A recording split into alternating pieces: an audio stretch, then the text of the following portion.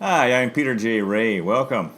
Happy 4th of July, 242nd birthday of the United States of America. God bless America.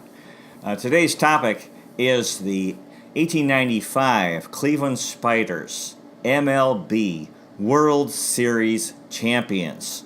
Wow, we won with our first championship, and that's really something amazing. The really were 1895, a glory year. In 1995, the Indians got to the World Series. It was the 100th anniversary, but very few people I think knew that it was about the 100 years since 1895 Cleveland won the World Series. So anyway, that's the purpose of this video, to try to remember those fellows who brought municipal sports glory to the Forest City. Now, the Spiders, again, in 1895, were playing in the National League, the senior circuit, and they were playing at League Park, which was still a fairly new ballpark. It was their 5th year there.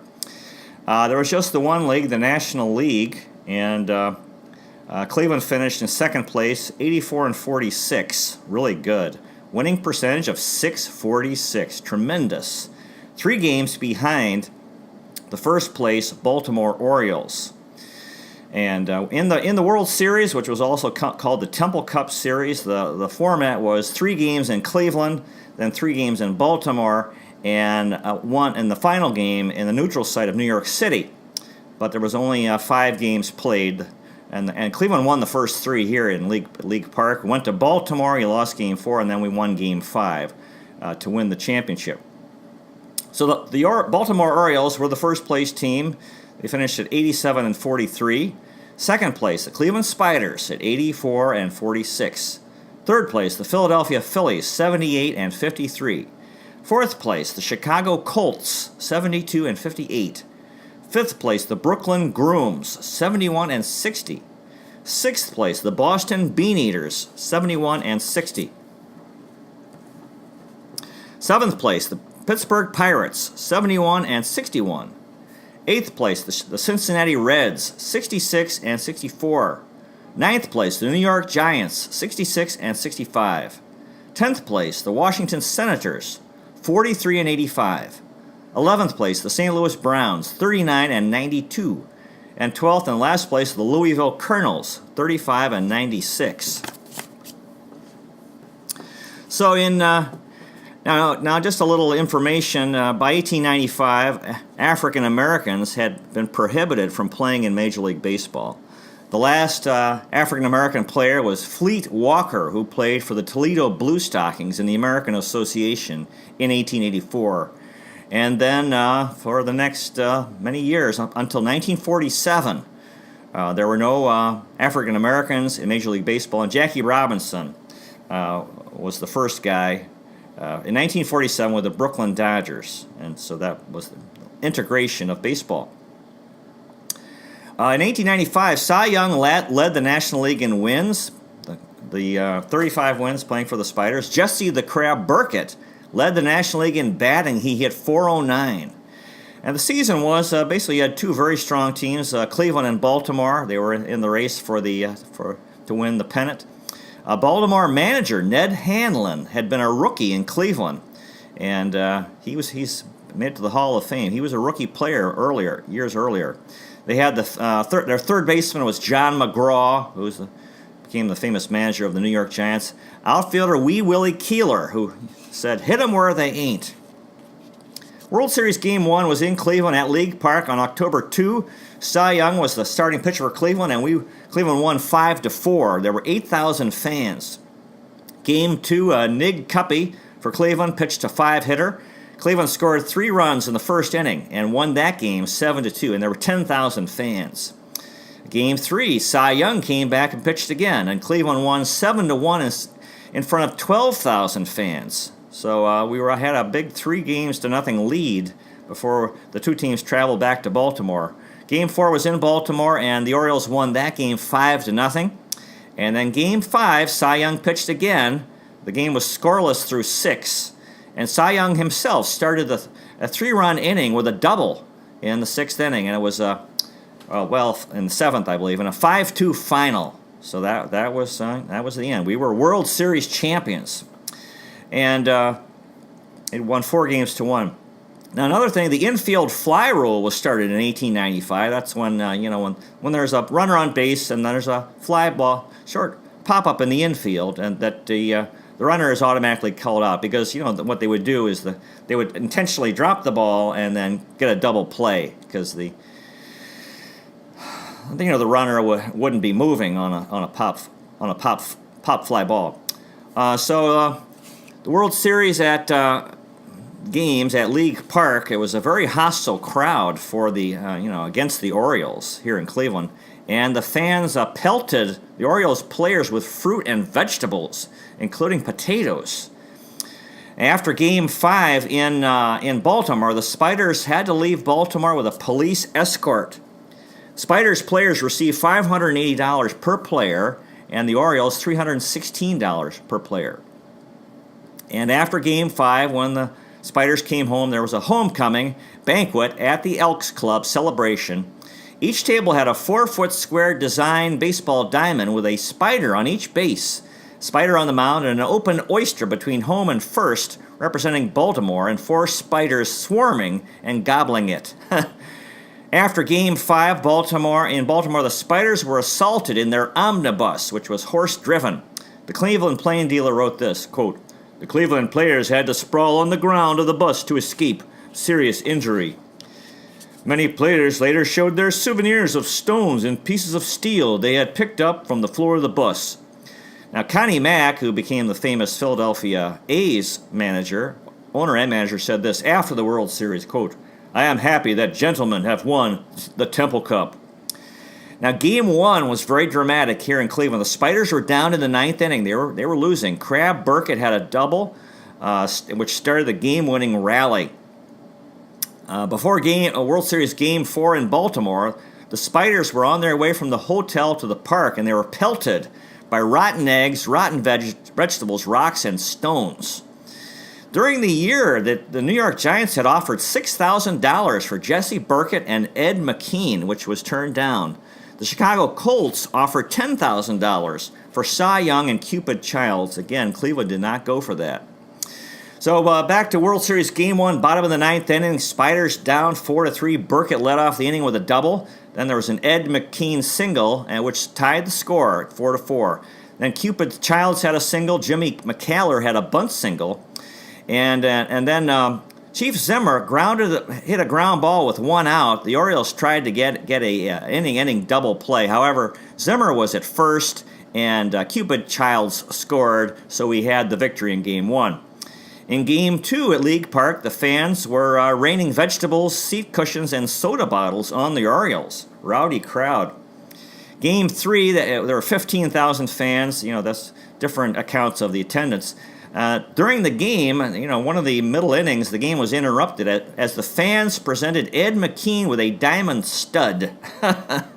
They used to do that in the old days. They would have a middle of the game, they would present something to a player. After Game 4 in Baltimore, 1,500 Oriole fans attacked the Spiders. They threw bricks, rocks, and chunks of dirt. David L. Fleitz, the historian, wrote this, quote, "Somehow the carriage driver was able to whip the horses to a gallop and pull the players to safely, though Cupid Child suffered a gash in the head from a flying missile." After Game 5, David Fleitz wrote this, quote, "The people of Cleveland rejoiced in their first National League championship, and the local Elks Club held a banquet for the Spiders upon their return to the city." Now, as I said earlier, Ned Hanlon, the Orioles manager, had been a rookie with the Cleveland Blues in 1880, and he's the only Cleveland Blues from the National League in the Hall of Fame. The Sporting News reported this, quote, "The Spiders are beyond all question the pluckiest 9 in the league, and despite criticism of the severest character, have never shown the white feather nor the slightest sign of discouragement." Before the World Series, the Sporting News reported this, quote, There will be fur flying sure enough, fighting tooth, jaw, and toenail." Historian Rich Blevins wrote this, quote, "The writing of history can be a way of forgetting. Both Ed Bang and Whitey Lewis," now those are 2 Cleveland sports writers, "dismissed the pagan Spiders from the tradition of the modern Cleveland Indians and discounted the first Cleveland baseball championship. See, this is why we don't remember the Spiders. There was a conscious effort by some powerful Cleveland sports writers to forget them because they thought, oh, that was the old team, and it was a rowdy game and so forth. So anyway, Game 1 of the World Series, 7,000 fans. The regular season average attendance at League Park had been 2,200, so they had a real good crowd. And the World Series Game 1 tickets were $1. During the regular season, they were 50 cents. The Spiders had a record of 47-13 at League Park in 1895, really something. Now the Game 1 lineup for the World Series for Cleveland was Crab Burkett, leadoff hitter. Second was Ed McKean. Third, Cupid Childs. Fourth, Jimmy McCallier. Fifth, Patsy DeBow. Sixth, Chief Zimmer. Seven, Harry Blake. Eight, Chippy McGarr. And ninth, Cy Young. In Game 1, the fifth inning was scoreless, and Ed McKean had the game's first RBI. Chippy McGarr had a single, Cy Young a bunt single, Crab Burkett a sacrifice, so they were second and third with one out, and Ed McKean hit a pop-out to Kid Gleason, and Chippy McGarr scored from third. Gleason was the guileless manager for the 1919 Black Sox in the World Series. He was dumbfounded by the poor play of his team and didn't know that they had taken money to not play well. If you see the movie 8 Men Out, that's well depicted.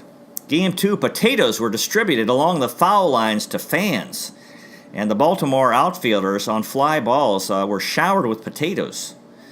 Not good. After the Game 3 victory, the Cleveland Plain Dealer wrote this, quote, "Several hundred fans marched around the diamond, tooting their horns in a victory celebration." Now, the fans throwing potatoes at the players was an anti-Irish expression. A lot of the players were Irish. There was discrimination against the Irish, because they were poor, and everyone know that, about the Irish potato famine. Game 5 was, as I said, the final game in Baltimore. And while it was being played in Cleveland, 1,500 fans sat transfixed in the Cleveland Music Hall, watching little ball player figures in a play-by-play reenactment with telegraph updates.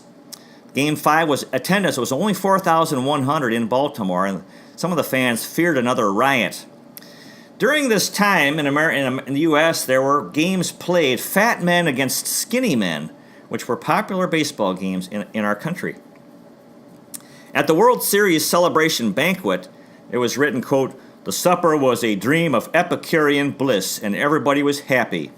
Rich Blevins wrote this, quote, "The post-World Series delirium, carrying Ed McKean's celebrity on its shoulder, would burst through the doors and spill out into the streets of Cleveland over the ensuing days." Rich Blevins wrote after the World Series, quote, "The beloved Spiders were in evidence everywhere one looked in Cleveland." The Sporting Life wrote this, quote, "Elaborate pictures of the Temple Cup are shown in about half the store windows downtown." In late November, quote, "The store window in which the Temple Cup is being exhibited continues to be surrounded all day by an admiring crowd." Now, at the Elks Club banquet celebrating the World Series championship, there was a report of a lot of drinking, and before the night was over, the players were drop-kicking the Temple Cup. If you ever played baseball, or football, you drop-kick a football. You drop it, let it hit, and then you kick it. So that's not too good about what they were doing with the Temple Cup. Anyway, the regular season lineup, Patsy DeBow was our player manager again and the regular first baseman. DeBow hit .318, really good year. 13 doubles, 2 triples, 2 home runs, 52 RBIs, 8 stolen bases, and 63 games. And DeBow liked to use trickery in a game. Chief Zimmer, one game, was nicked by a pitch and went to first base, and DeBow was coaching. The umpire didn't see Zimmer be hit and called him back. So DeBow proceeded to pinch Zimmer's arm as hard as he could, and he said, "Go back and show Lynch," that's the umpire, "where the ball hit you." Zimmer did, and then the umpire said, "Sorry to have doubted you, Chief. Take first."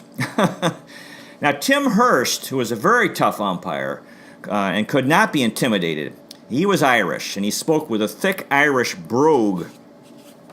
And some of the players, would start an argument just to hear his entertaining voice.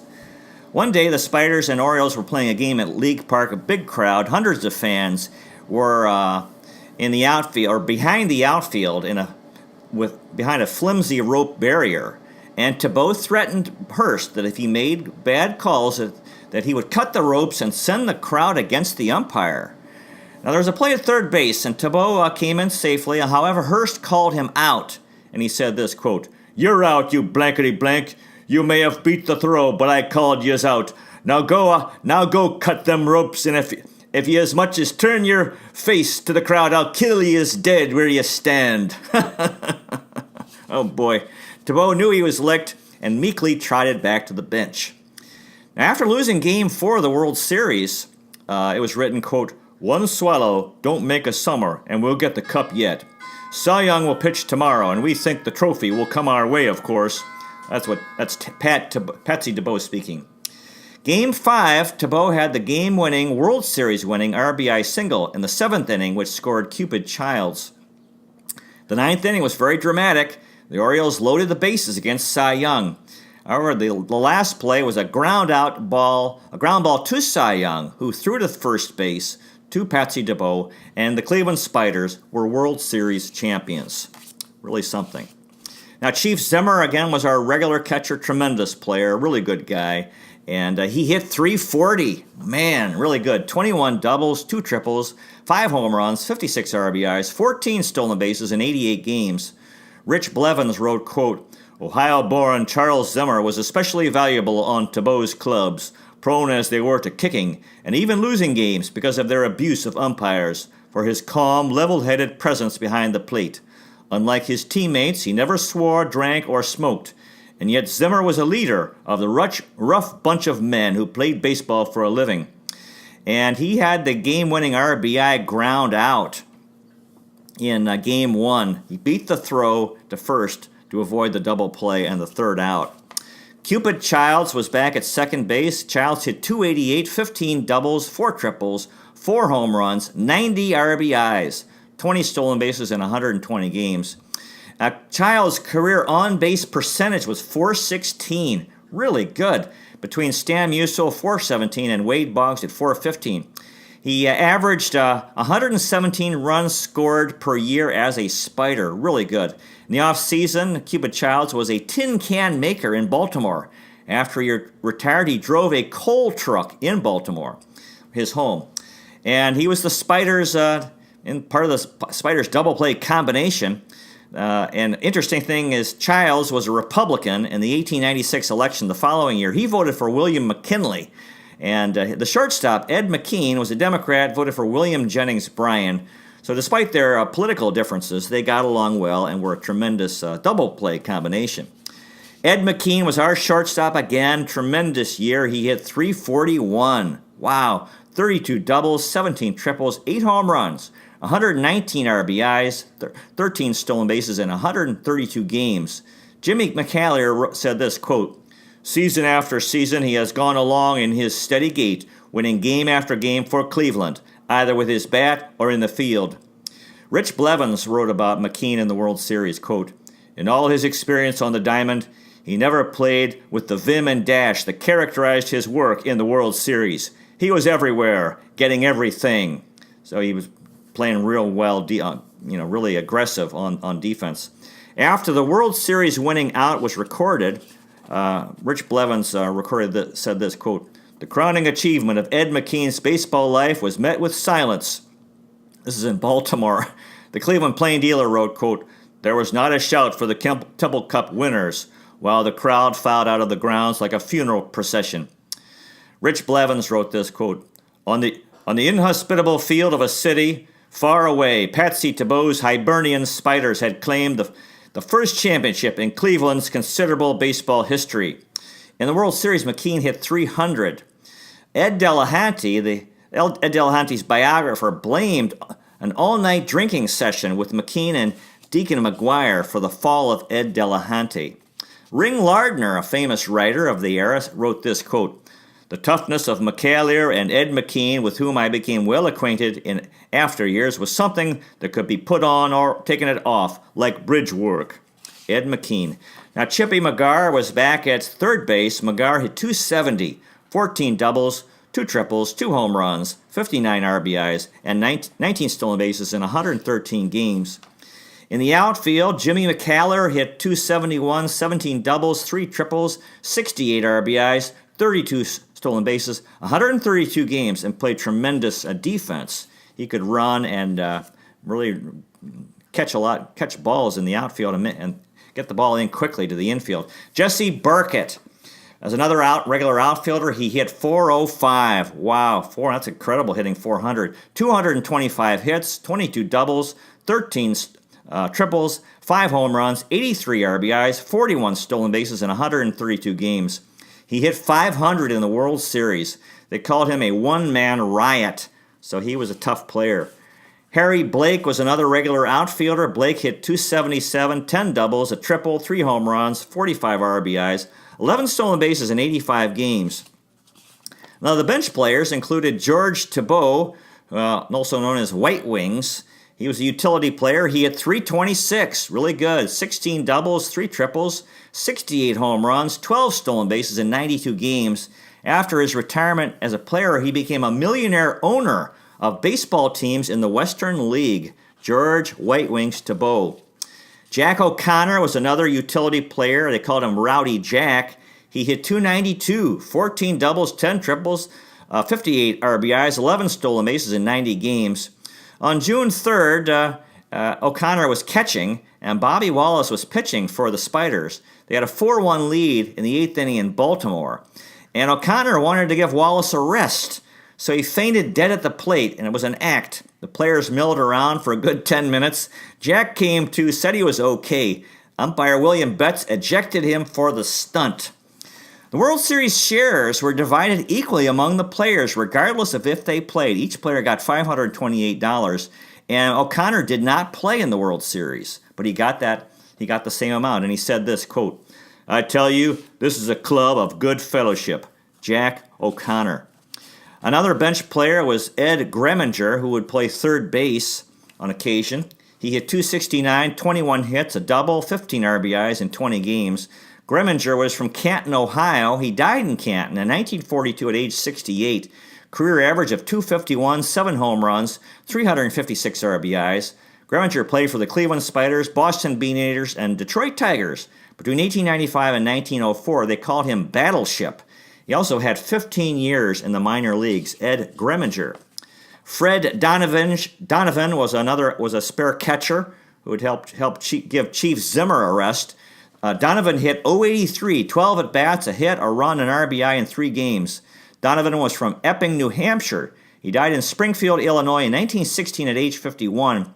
Played for the Cleveland Spiders in 1895, so that was the extent of his MLB career. He was in the minor leagues until 1912. And he also was a minor league manager and managed future Hall of Famer Ray Schalk. Fred Donovan. Pussy Thibault was a spare outfielder, bench player. Thibault hit .500, 3 hits, 6 at-bats, an RBI, and a stolen base. He was from Worcester, Massachusetts, died in Pittsfield, Massachusetts in 1950 at age 80. He played for the Cleveland Spiders in 1895. His full name was Charles Alston Thibault. He was not related to Patsy or White Wings. Kind of interesting. He was called Pussy because his initials were C-A-T, Cat. Pussy Thibault. Another bench player was a spare catcher was Eddie O'Meara, who they called him Tom. He played in 1 game, batted 1 time, had a walk, and scored a run. Did not get a hit. O'Meara was from Chicago, Illinois. He died in Fort Wayne, Indiana in 1902 at age 29. For his career, he got in 13 games, 34 at-bats, 5 hits. And he played for the Cleveland Spiders from 1895 to 1896. Eddie O'Meara. Now, the pitching staff, we had the incredible Cy Young, who could hit. He hit .214, 30 hits, 5 doubles, 2 triples, 13 RBIs. His record as a pitcher, Cy Young won 35 games. Man, lost 10, or ERA of 3.26, 47 games, 40 starts, 36 complete games, and 4 shutouts. And he won 3 World Series in 1895. Cy Young generally did not pitch on Sundays because of he didn't think it was right. It was respect for the Sabbath. However, there was on September 15th, there was a Sunday doubleheader, and Young agreed to pitch. And he made a reference. He made a reference to the Bible when asked about it. He said that in the Bible there's a story about that on Sundays it's okay to rescue a neighbor's ass, like a donkey, if it falls into a pit on a Sunday, that it's not a sin.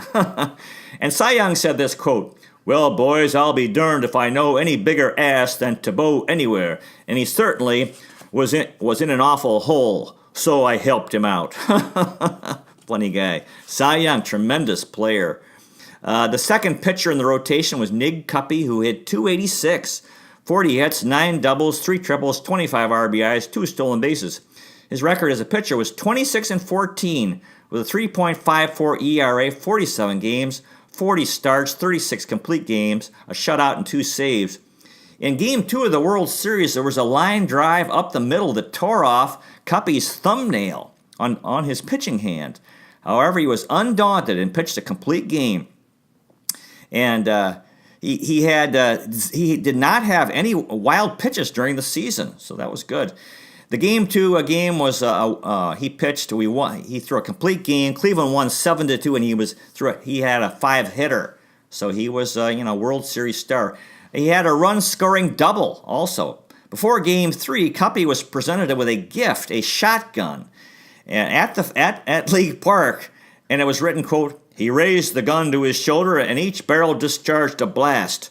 A young boy, part of the stage entertainment, ran out of the crowd from the direction Cuppy had fired and handed the pitcher a recently deceased pigeon. The crowd was delighted." Funny story. Another pitcher was Bobby Wallace, who hit .214, 21 hits, 2 doubles, 3 triples, 10 RBIs. His pitching record was 12-14 with an ERA of 4.09, 28 starts, 22 complete games, a shutout, and a save. Bobby Wallace. Phil Nell was another pitcher. Nell hit .200, 11 hits, 2 doubles, a triple, 5 RBIs, a stolen base. Nell's record as a pitcher was 7-5 with an ERA of 5.40, 20 games, 13 starts, and 9 complete games. Nell was from San Francisco, California. He died in Santa Monica, California in 1944 at age 79. A career record of 79-90, ERA of 4.05, 575 strikeouts. Nell pitched for the Pittsburgh Alleghenies, Philadelphia Athletics, Columbus Solons, Washington Senators, Philadelphia Phillies, Pittsburgh Pirates, Louisville Cardinals, and Cleveland Spiders between 1888 and 1895. He's 28th all-time on getting hit by pitches, on hitting batters. Phil Nell. Another pitcher was Zeke Wilson, who hit .136, 3 hits, 22 at-bats, 3 RBIs, and 3 stolen bases. His record as a pitcher was 3-1 with an ERA of 4.27, 8 starts, 4 complete games. Wilson was from Benton, Alabama. He died in Montgomery, Alabama in 1928 at age 58. Career record of 52-44, ERA of 4.03, 198 strikeouts. Wilson pitched for the Boston Bean Eaters, Cleveland Spiders, and St. Louis Perfectos between 1895 and 1899. And finally, Mike Sullivan was another pitcher. He hit .133, 2 hits, 15 at-bats, a double, and an RBI. His record as a pitcher was 1-2 with an ERA of 8.42 with 3 starts and 2 complete games. So that's the story of the 1895 Cleveland Spiders, who were World Series champions and should be remembered more because that's something to be proud of. God bless the fellows who played for the Cleveland Spiders in 1895 and won the title. And God bless everyone else associated with the team, including the fans, especially the Civil War veterans who were getting older. Captains of the Cuyahoga, lovers of Lake Erie, Terminal Tower Power, Euclid Avenue Electricity, fans of the Free Stamp Statue, and the Fountain of Eternal Life. Tribe, Browns, Cavs, and Monsters rule Cleveland, City of Champions. Cleveland is the best location in the nation on the north coast of America. New York is the Big Apple. Cleveland is a plum. Thank you so much for watching. I really, really appreciate it. God bless you. Take care, and I'll see you next time.